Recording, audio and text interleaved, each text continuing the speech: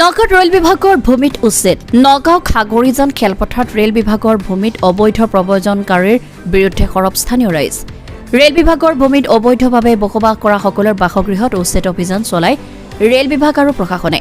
স্থানীয় ৰাইজৰ অভিযোগ অনুসৰি কোনো ধৰণৰ বসতিৰ প্ৰমাণপত্ৰ নথকা এই লোকসকলে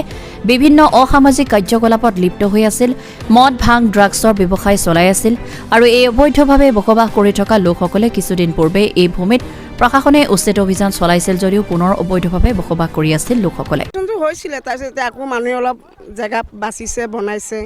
এতিয়া আকৌ এই বৈধ কামবিলাক ড্ৰাগছ বিক্ৰী কৰে ৪-৫টা ল'ৰাই বিক্ৰী কৰে আৰু হেদায়ত নগৰ আমাৰ আগৰ মানুহখিনি আছে ইয়াত বেলেগ মানুহ বহা নাই ইয়াত মানে অকণমান মিউনিচিপালিটি মাটি আছে তাতে মানুহখিনি আছে আৰু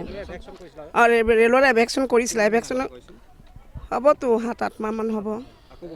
আকৌ মানুহখিনি আগুৱাই অলপ বহিছে নাই পইচা পাতি আমাৰ পৰা নাই লোৱা নাই আমি গম পোৱা নাই ড্ৰাগছৰ বিজনেছ চলে ইয়াত ড্ৰাগছ চলে লিকু চলে টেবলেট চলে সেইটোৱেই যোনে যোনটো পাইছে সেইটো বিক্ৰী কৰিছে আৰু ল'ৰাবিলাকে মাইকী মানুহে নেবেচে ইয়াত ল'ৰাকেইটাই বিক্ৰী কৰে হয় ইয়াত আমাৰ এই খাগৰিজান খেলপথাৰতো তাতো ঘৰ বনাই তাত আপোনাৰ অবৈধ মানুহ সিহঁতক আমি যেতিয়া ডকুমেণ্টছ খুজিছোঁ ডকুমেণ্টছ দিব পৰা নাই আৰু এইকেইটা নাৰী ব্যৱসায় ড্ৰাগছ লিকু জুৱা যিমান ডকাইতি চুৰ ডকাইত চব কাৰ্য মানে বেয়া কৰ্মবিলাক এইকেইটা মানুহে কৰি আছে আৰু আমি দেখা পাইছোঁ এতিয়া ৰাইজে ওলাই আহিছে না হিন্দু না মুছলমান চব ৰাইজে ওলাই আহিছে সিহঁতক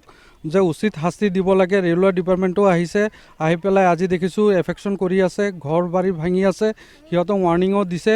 আমি সেইটো কাৰণে প্ৰশাসনকো ধন্যবাদ দিছোঁ আৰু অসম চৰকাৰকো ধন্যবাদ দিছোঁ যে এই 15 বছৰ আগৰ কংগ্ৰেছ চৰকাৰ নাই যিহেতু এতিয়া বিজেপি চৰকাৰ কুইকলি একশ্যন কৰে